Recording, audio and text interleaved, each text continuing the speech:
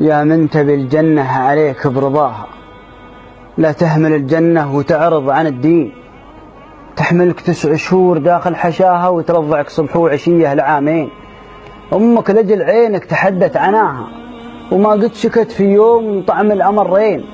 واليا كبرت تسبب لها شقاها، ولا قلت ربتني وعانت لها سنين.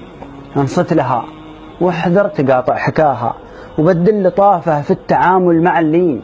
أحد اللي يا منه تزوج لفاها، وحد رماها وسط دار المسنين.